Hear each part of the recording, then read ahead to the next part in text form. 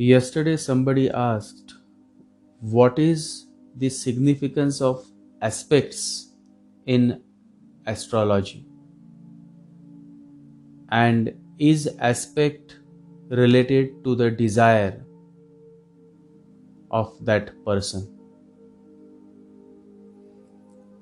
Aspect has no direct connection with desire, but aspect has an indirect connection with desire. Aspect is a unique recipe that is born out of your desire. This desire is Rahu. This desire then gives birth to a unique recipe called quality. In Indian context, we address it as guna. Let's say a certain soul comes with a desire to have lots of sexual pleasures, lots of physical relations with many beautiful women. All kinds of luxuries and pleasures of bed is what such a soul desires. And so one day he is born with exactly such kind of aspects in his horoscope that produce results, meaning qualities, guna, which manifest into bed pleasures and many luxuries and many comforts. Such a man is always a favorite of the opposite sex, meaning the woman, because he has all those things that a woman longs for. So you see, this is how the desire, that is Rahu, gives birth to aspects, that in turn give birth to a certain quality, that is guna, and it is this guna that goes on shaping the course of your destiny. It is all connected, it is all interlinked, it is all linked in. So understand the significance of aspect. Why a certain man or a woman is born with a specific aspect, a specific conjunction, a specific opposition of planets. Why? Because these aspects are derived from their desires. If a person wants to be a singer, if a person has an intense desire of being a singer, then he is born with the qualities of a singer. It may sound very simple, but simple is what the truth always is. Whenever you have a desire, whenever your soul has a desire, it continues on the path of fulfilling that desire. It may happen that you may not become a great singer this life, maybe not the next, but next to next, some point of the birth cycle, you may become a great singer, because this has been the journey of your intense desire that finally leads you to those kind of aspects, those kind of planetary aspects that eventually make you a great singer. So you see, this is how the desire gives birth to aspects, and these aspects give birth to a certain quality, and it is this quality, that is guna, that goes on shaping the course of your destiny. Always remember, it is your desire that leads you to birth. But to satisfy the desires, you need to have the qualities. These qualities are signified by the aspects that form in your birth chart. Once it happened, there was a young man. He loved the master and he was a poor farmer. He used to wash the clothes of the master, prepare food for him, and serve the compassionate divine master in all possible ways. But one day it happened so that the farmer was serving the master when suddenly there was a lot of noise of firecrackers. And so he got up to see what was happening. And he saw that the whole atmosphere was filled with the smoke of the firecrackers. But after a while he could see the whole fleet of the king with elephants and horses and the whole royal proceedings, and at that moment a thought, an intense desire was born in his mind, the desire to become king, the desire to experience royal life of the palace. And it was such an intense desire that he could not control his thoughts. He said to the divine master, "Master, how beautiful is the life of the king, so royal and so regal. I would also like to become the king." The divine master smiled and said, "Bhola," that was his name. "Bhola, you have for the first time expressed your desire. Next life, you will be born as a king. I bless you." Bhola became happy, but soon he realized his mistake. He started crying, he started weeping. Like an innocent small child, he said, "Master, but then I will have to go far away from you. Master, I don't want to be the king. I want to be with you. Please, Master, please." He burst out in tears and fell upon the feet of the compassionate, benevolent master. The master raised him up, hugged him, and said, "Bhola, I have granted your wish. Now there is no going back. You will be born in a royal family and you will rule for 12 years. Bhola said, "But then, Master, how will I meet you? I cannot imagine my next life, my next birth, without your omnipresence." The Divine Master smiled again and said, "You will come back to me. Next birth, you will come in search of me. How long can a son stay away from the mother? How long can rivers stay away from the sea? So don't worry much. Remember to rule with consciousness." The words of the Master never fail. It always come true. And so in the next birth, the young farmer, that is Bhola, was born in a royal family. He grew up as a sultan and had many pleasures of the bed. Many beautiful women and all pleasures were at his feet, and life was flowing smoothly when one day the sultan fell sick. And then the whole chase began. Best doctors, best hakim, best healers were called to the royal court, but no luck. And the chief minister of the kingdom became tensed because the sultan was not recovering in spite of providing the best healers and doctors.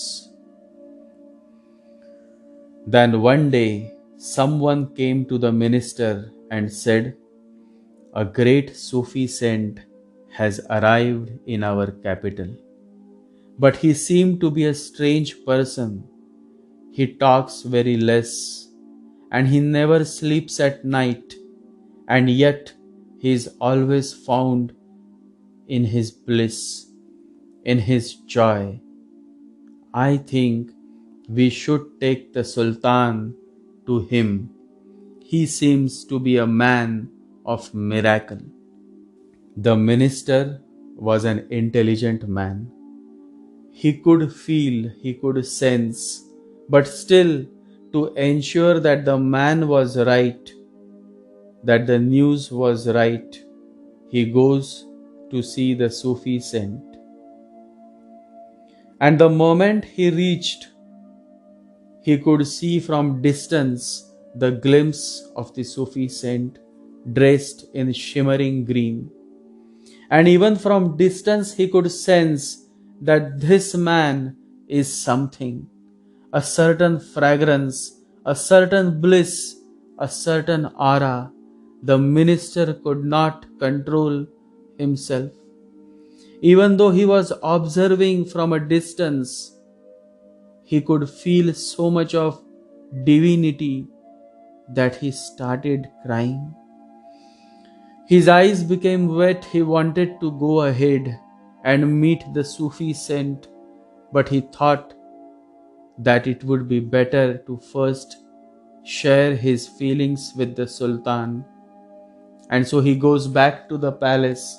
The Sultan is still on his bed, sick and suffering. The minister shares his feelings with the Sultan, and the Sultan is touched. The very next day, the royal members of the palace accompany the Sultan, and they all reach to the place where the Sufi saint had been staying. The Sufi saint was seated beneath a tree, and the Sultan himself got down from his royal elephant and walked towards the Sufi saint. And the moment the Sultan touched the feet of the Sufi saint, the master looked into his eyes and said, "Bhola." Just the name Bhola, and something moved deeply within the Sultan's heart. Tears started rolling from his eyes. He could now remember his last birth. Bhola. Yes, that was my name. And I was a farmer, and this is my master, whom I had left to satisfy my desires. And Bhola burst into tears. Not a single word was spoken, and yet the whole eternity, the whole past birth was before him. He simply kept crying like a small child. The master smiled and said, "Bhola, you haven't changed a bit. You remain just the way you had always been, a man of heart, an innocent child." The Sultan said, "How could I thank you? How could I express my gratitude towards you, even if I write a whole book with my blood in your praise? Still it will be short to express my love towards you, O Master. And I know you came all the way here in the capital city just for me, for my sake. Please accept my apology for being late." The master said, "Bhola, it is always better to be late than to be never. Now take this piece of sandalwood with you and apply its powder on your forehead for 3 consecutive days, and then you shall be healed." The royal family was observing all of this, and they too realized the significance of the divine master. They all bowed before him, and then the time to go back home to go back to the royal palace came, and the Sultan could not control himself. He was not willing to return to his royal palace. He said, "Master, I will live with you. I will serve you day and night, just the way I was serving you in my past life." The master smiled and said, "Now you are coming back to where you had started from. Now this is the new desire that you have expressed. When you were with me, you had the desire to become king. And now that you have become the king, you now want to come back to me. The circle is now complete. You are back home." The Sultan bowed before the master, and the master said, "Still you have certain responsibilities. Remember, you are now a king, and so the responsibility of your kingdom is on your shoulders. So first return to the royal palace, choose your successor, and once you are free from all your responsibilities, you can come and join me back." The Sultan got the message. He said, "But master, please don't go away from here." The master said, "Where will I go? I am always here. You go now. Your people are waiting in the hot sun. You should not make them wait." And so the Sultan returns. But as a totally changed man, as a totally transformed man that the world had ever known. He became prayerful. He built many mosques and also temples. Now in his kingdom, Hindu and Muslim, both communities started living with harmony and love. His kingdom became a heaven for all communities from all over the world. Such was the miracle of the master, and after a few years, the Sultan renounced everything and joined the compassionate master. And then they left the kingdom, never to be seen again. Nobody knew where they went, but people always fondly remember them. This is how desires manifest into quality. This quality is derived through aspects, your planetary aspects. A man or a woman whose moon is with Saturn has already arrived with a certain quality. It is called depressive quality. It is called revengeful quality. In Indian context, it is called tamas good, because the moon is with Saturn and Saturn is not sattvic. Saturn is not rajasic. Saturn is tamasic, because Saturn has the responsibility to give punishments. Saturn has to do the job of a judge. He cannot be sattvic, he cannot be rajasic, he has to be tamasic. So these are the qualities that each man and each woman has within, based on the desires, the quality of desires that they have been carrying all along through the many cycles of birth and rebirth.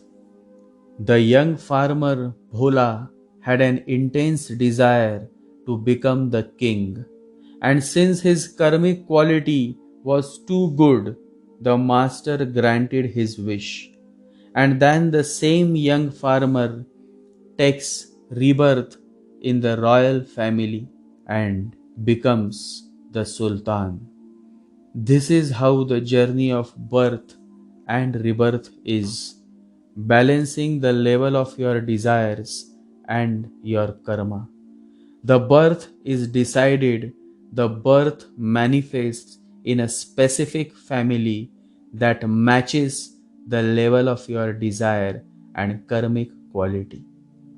It is the desire that gives birth to qualities, and it is the qualities that gives birth to karma, and eventually it is your karma that gives birth to your destiny.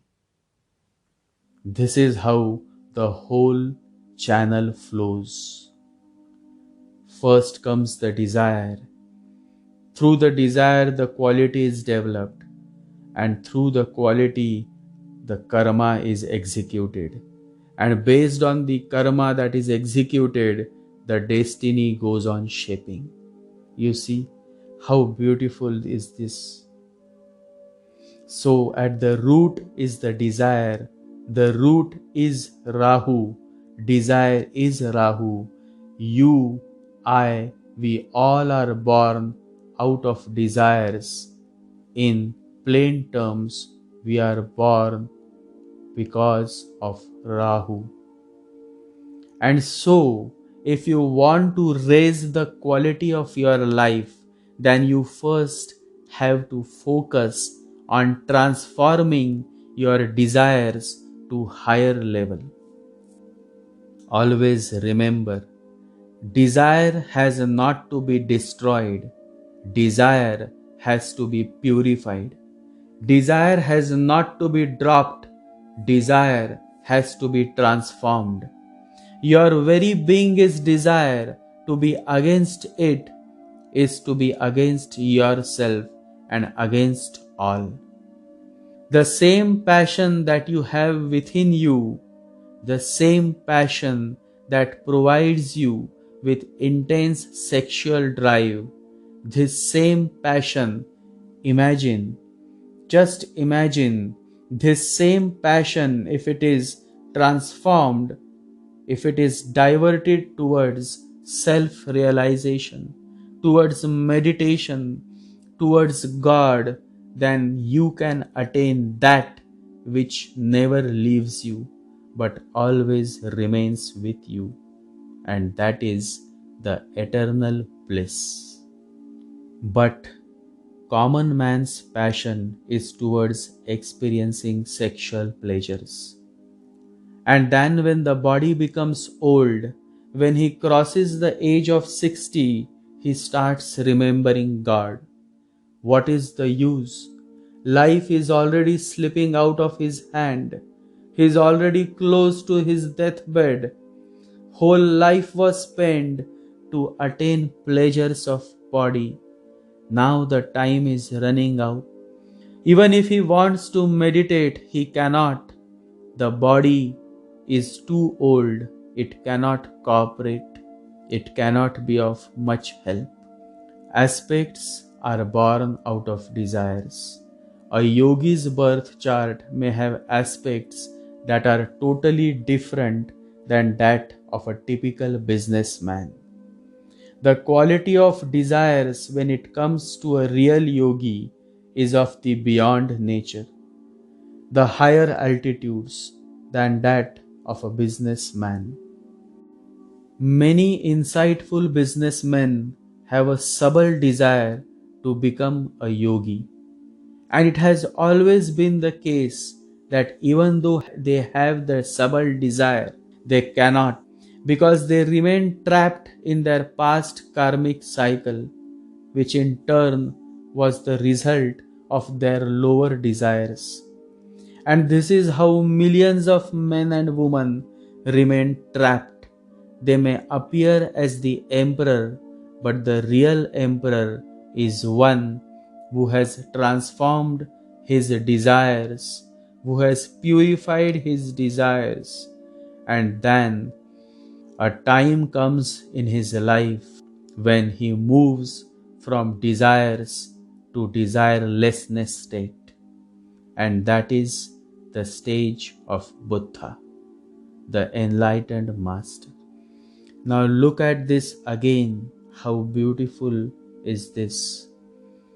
from the state of desires, that is, from the state of Rahu to the state of desirelessness, meaning to the state of Ketu.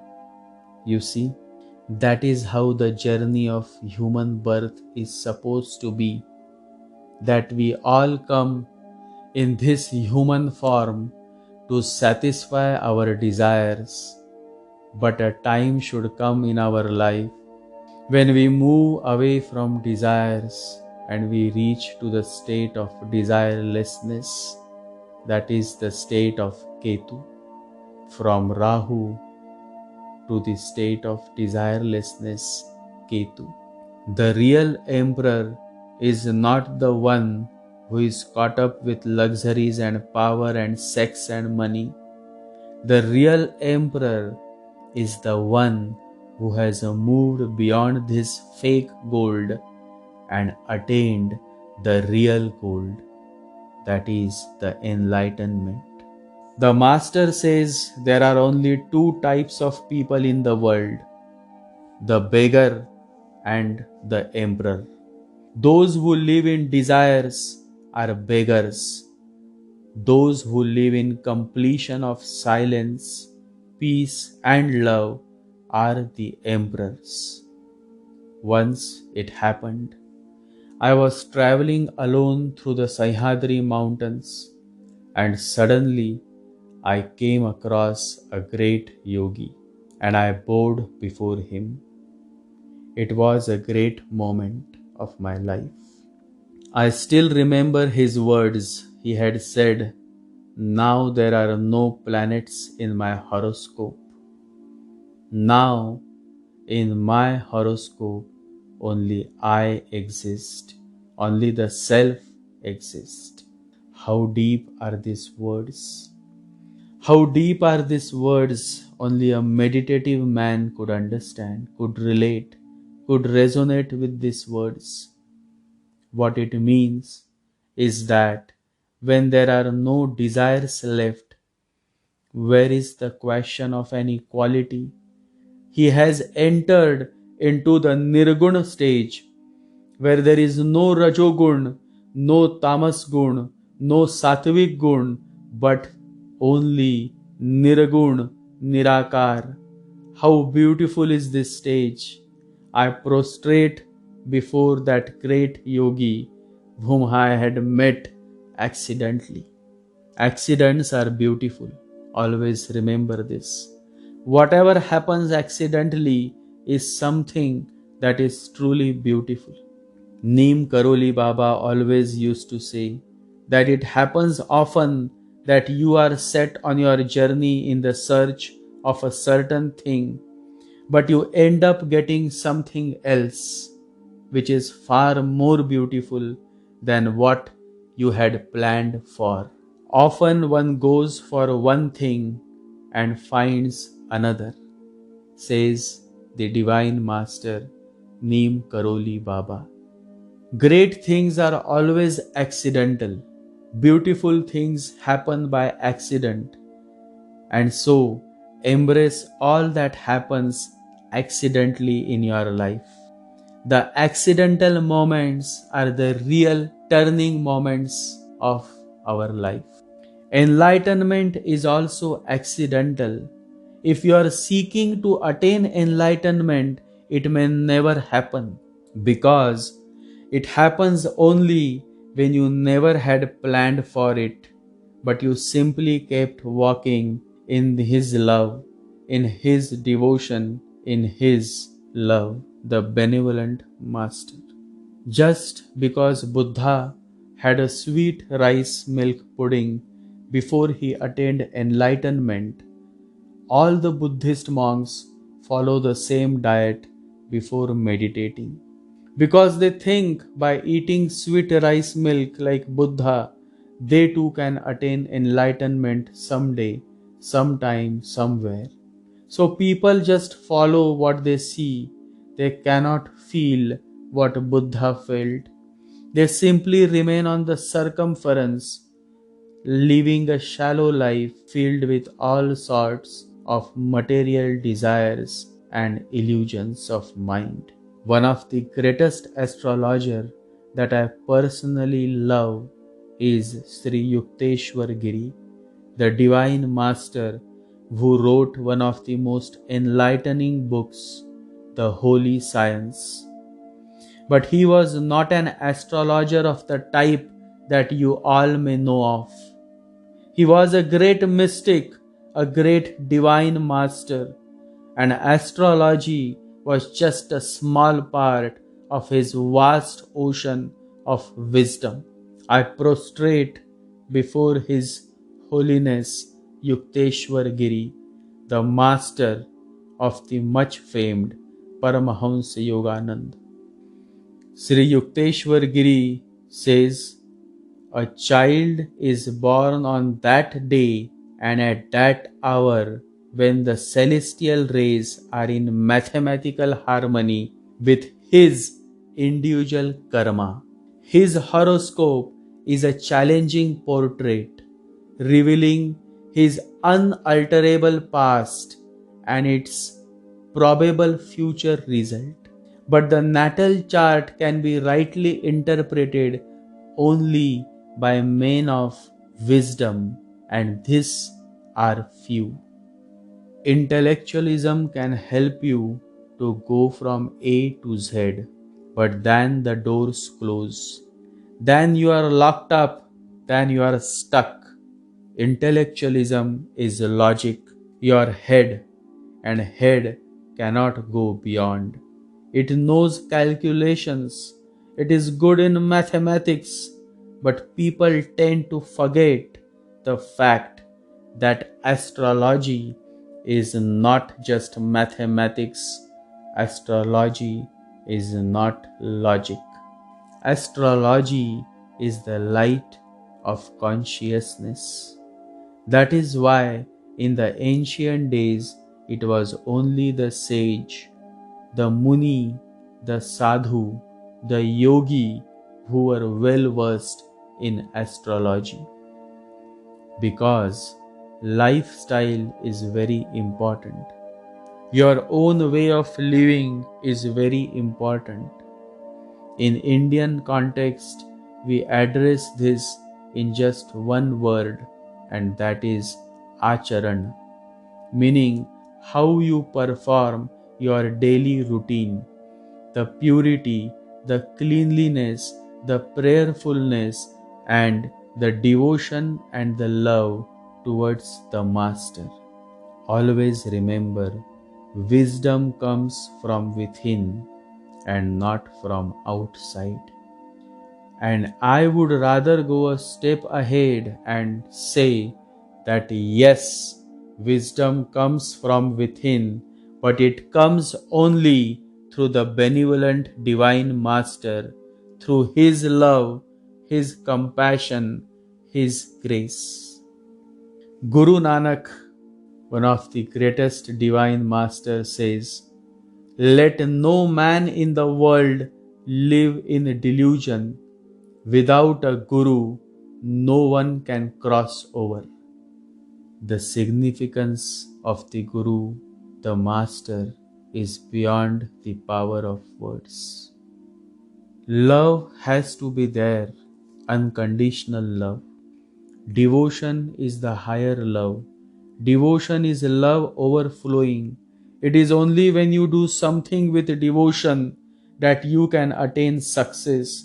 Remember this. This is of great significance. If your path is through devotion, you will experience the divine, the beloved. Devotees enjoy things more because they make the truth beautiful. They turn the truth into their beloved. Truth is no longer a mathematical calculation. Truth becomes steeped in love. Aspects is quality. What quality you have within you is something that you have to find out. Are you a devoted man? Are you a devoted woman? Or you simply love to follow your logic, your head? So many such things are derived through the aspects. Aspects lets you know the qualities Aspects indeed is the perfect recipe that produce certain results in your life. These results then impact your mindset. Your overall perception towards life is impacted by the results that come from a certain aspect. And then this perception is followed with your act, that is your karma. Because the way you perceive your life is how you will act, and this act leads to the reservoir of your karma, which goes on building. In Indian Hindu context, we address this accumulated karma as Sanchit karma. So many things are there. Maybe one life may fall short, but the journey must continue, because the beauty, the joy is in the journey and not in the destination. Aspects are many. Let us see a few that are significant in many ways. The very first aspect that I personally like is Jupiter Saturn conjunction, or in Indian context we call it Guru Shani Yuti. This is indeed my favorite aspect. Generally, I like people with this conjunction because this conjunction brings a certain depth of understanding. This conjunction is highly spiritual in nature, and so I generally like people who have this conjunction, and the people who have this conjunction, they too like me. It all happens by default. The second aspect is Moon Ketu conjunction. This is my another favorite conjunction. I like people with this conjunction. At times they sound crazy, but then those who are insane are always found to be crazy. And yet it is only the insane who can listen and feel and see and experience that which others cannot. The next aspect that I like a lot is Sun and Uranus conjunction, that is Ravi Harshal Yuti. This is again my favorite.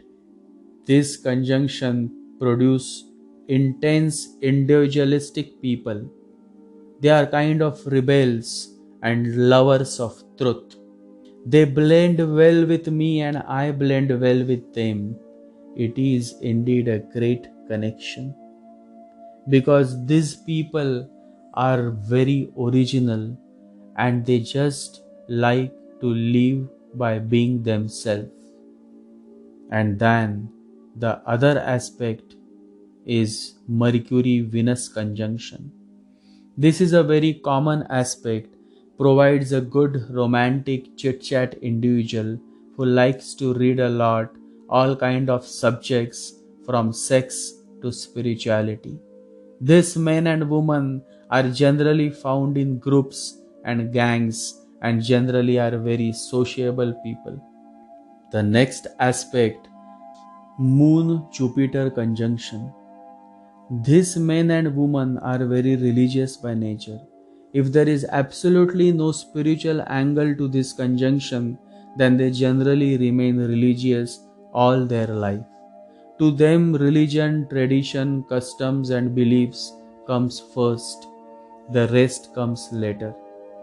This conjunction provides one unique nature, the nature of doing good and projecting themselves as the good people, the wise people, the knowledgeable people.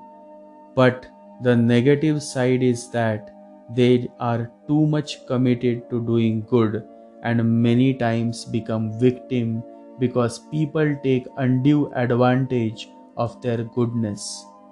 Also, these people often don't get the credit they deserve because they generally don't push too much to get credit for their good deeds. The next aspect is Moon Venus conjunction. In one word, if I have to say, then the word is Anandi. Anandi meaning joyous by nature. They are born to enjoy the many pleasures of human life, the many luxuries of human world, sexual pleasures, luxuries of car, bungalows, beautiful dresses, attractive furniture. Basically, all that is beautiful appeals to them. They are indeed the kind of men and women who always aim for the best brands, luxury brands, because the luxury and pleasures of bed is what they long for and generally attain all their desires. They also have certain artistic skills such as cooking, dancing, singing, and even in acting they do well. The next aspect is Moon Mercury conjunction. This men and women do well in business because they are very logical men and women.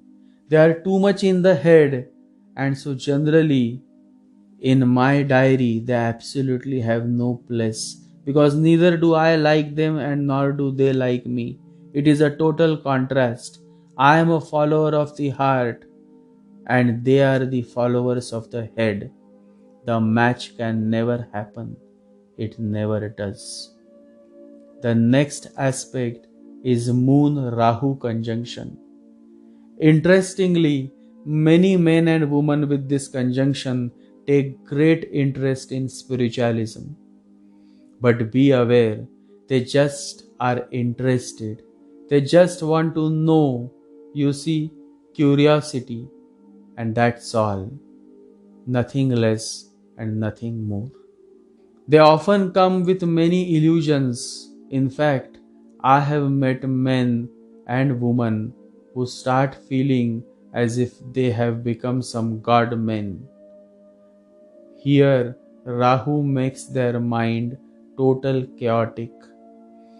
I always pray to not to meet men and women with such a conjunction, but eventually I end up meeting with most of them having this conjunction, Moon with Rahu. They are not bad men or women, they are just lost in this concrete jungle. But the positive side of this conjunction is that these men and women make great media persons, great journalists, great filmmakers, because this conjunction leads one to focus more on the outside. And when the whole focus is on the outside, you can become a good media person, a good journalist, a good actor or filmmaker. These men and women also have to deal with black magic. Either they themselves learn black magic or they become victim of black magic. But black magic in some way or the other always engulfs them, and this is a sure thing. In reality, I have seen many men and women suffering from black magic because of this conjunction. The next aspect, Sun Jupiter conjunction. In one word, if I have to say, then the word is big. This one word defines this conjunction in totality. From spiritual perspective, this is not a good placement.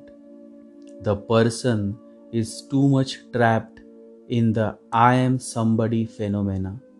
And so they generally are found in big social circle of educationists, scholars, pundits. Respectability is what these people long for. And so these people are exact contrast to people having Sun-Uranus conjunction. Sun-Uranus conjunction men are not behind respectability. They simply live by being themselves. For them, individuality is important over respectability. But Sun-Jupiter conjunction men and women they don't understand anything of this sort. Their whole focus is on gaining more and more respectability. Eventually, they also gain what they long for. They become respectable men and women of the society. And so there are many more aspects that I will be covering in my next podcast. But all of you who are listening to me or reading my answers on Quora must realize that coming to a man like me may disturb all your illusions about conjunctions. Many of you may not even like my sharing, but I am not for the many, I am just for those few insightful readers and listeners who can understand, listeners and readers who are meditative spiritual beings.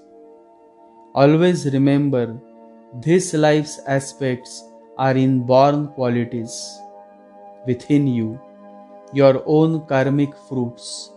If you don't like these fruits of your own desires, then come you all and start meditating. Start learning the language of the Buddha, the language of silence, the language of love, the language of letting go, the language of the heart. Tears of joy are the language of the heart. Always remember this. When tears flow through your eyes, when you can cry, you can experience God. You can experience love. Only a man who can cry out of joy, only a man who can cry out of love, out of devotion, only such a man, such a woman is the most beautiful person on this planet.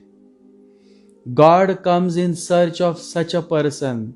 The Master comes in search of such a person, and then you don't have to go to the Himalayas. The Himalayas would come in search of you. I always insist that no matter how bad your aspects are, you can always start from zero. You can always get up and start moving towards the light of consciousness, Krishna consciousness, God consciousness. Swami Vivekananda says, you must worship the self in Krishna and not Krishna as Krishna. The larger question that you should ask yourself is, are you willing to worship the self in Krishna?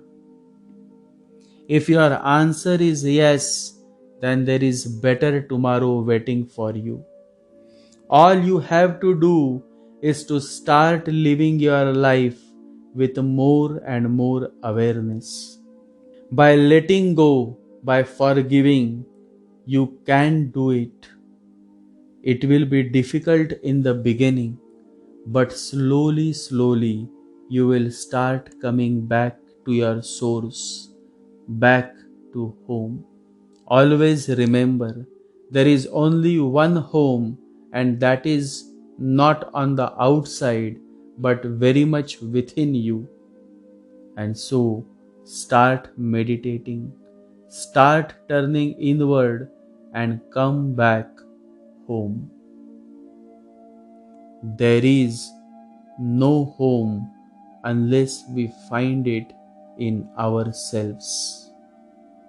The whole purpose of this human life is to find your home, and you can find it only when you start turning inward. Meditate every day.